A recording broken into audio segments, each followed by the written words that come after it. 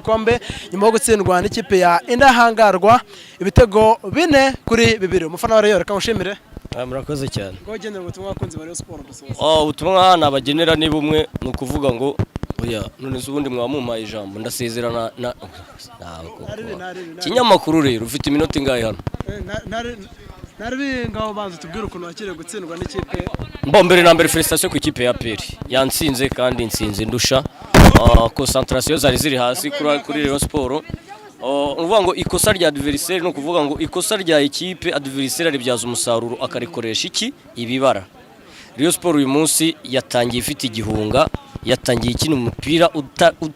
udafatika warebaga ibintu bari gukina wowe ubwawe ukabona nta kigenda nta espace umupira mutipe yawufataga kubura amaso ngahereze mugenzi we akabanza gasa n'utunga intoki yereka adversaire umupira agiye kujyana wabonaga ko Rayon Sport ajya gufata umupira adversaire yamugezeho nuvuga ngo twakinye ibintu bitarimo icyo bita control mu kibuga nta gufungura amaso ngo turebe tugiye guhereza umupira none umuntu witwa Suleiman Dafe yaje hasi cyane ariko mu byukuri hari abakinyi nka batatu wenda niba navuga ngo ni umukino utagenze neza kuri uyu munsi niba navuga ko ku yindi match bashobora kuzagira icyo bakosora mu byukuri ni byinshi byo kosora muri Rayon Sport ariko ndabasaba ikintu kimwe ndabinginze kugira ngo uyu munsi ibyabaye bive mu mitwe yabo kuko twatangiye kugira mu bintu bibara ubu ni knockout ikibazo ni iki ngiki hakosorwa iki kugira ngo igikombe cya champion kitabacika barebe kipe yari imaze iminsi ikina haba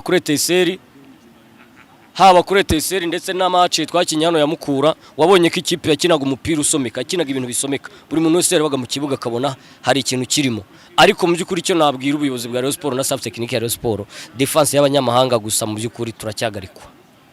ubutumwa ku mutozo Rwaka mukaya hari abafana ba Rayon Sport bambiye ngo ni igikona nayo ibyo nturabona ngo aya buriya rero abafana abakunzi ba Rayon Sport tugira ikintu bita amarangamutima no guhita duhutiraho none se biyirengagije ko ari we muntu kuva Robertinho yagenda byibura kuva yaza Rayon Sport iri gukina ibintu bisomeka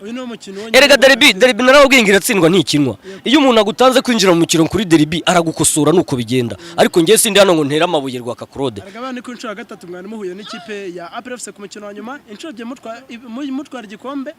ngira gitwaye mbone APR mu mikino ibarika mu mibare iheruka yavuba statistique icyo zivuga ngi natsinze APR inshuro 3 tunganya inshuro 2 insinda mu inshuro 1 turumvikana urumva mu mibare iheruka ngende hejuru ya APR Rayon Sport ikisabwa n'iki rero ubuyobozi staff technique ya Rayon Sport abakinyi n'abatoza bishyire hamwe babare detail par detail kuko mu byukuri ntakubishye kuvuga ngo urasohoka APR guhetse ku mugongo mwe bayobozi ba Rayon Sport twara barariye amajoro mu nzove tuvuga ngo abasaza turabakeneye Jean Fidel muzu buryo yavuye muri Rayon Sport twese tumutera amabuye niba yaravuye muri Rayon Sport tumutera amabuye yaraduhesheje spaka bakaduhesha igikombe cy'amahoro byibura afite statistique zimurengera kuri uyu munsi rero niba kuri ko bashoboye kose dutwara igikombe aho kugira ngo nge nzasuzugurwe mvuge ngo nsohotse ku mugongo wa APR nsohoke mbi meritari cyo nkwe muri ubutaka bwe Nyarugenge.